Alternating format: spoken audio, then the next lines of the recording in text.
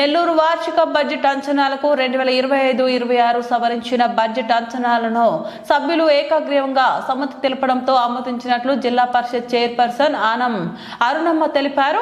శనివారం ఉదయం నెల్లూరు నగరంలోని జిల్లా పరిషత్ కార్యాలయంలో జిల్లా పరిషత్ సాధారణ సర్వసభ్య సమావేశం జిల్లా పరిషత్ చైర్పర్సన్ ఆనం అధ్యక్షతన జాయింట్ కలెక్టర్ మొగిలి వెంకటేశ్వర్లు, సిఇఓ శ్రీధర్ రెడ్డి ఆధ్వర్యంలో నిర్వహించారు. ఈ సమావేశంలో కావలి, సూళ్లూరుపేట ఎమ్మెల్యేలు డివి కృష్ణారెడ్డి, నెలవల విజయశ్రీ, జెడ్పీటీసీలు, ఎంపీపీలు, అధికారులు హాజరయ్యారు. ఈ సందర్భంగా జిల్లా ప్రజా పరిషత్ ఆదాయ వ్యయములను పద్దుల వారీగా కలుపుకొని 2026-27 సంవత్సరము బడ్జెట్ అంచనాలతో 61,07,26,000 ఆదాయంగా తీసుకుని వ్యయముగా 61,06,73,896 రూపాయలు చూపించి బడ్జెట్ అంచనాలు రూపొందించారు.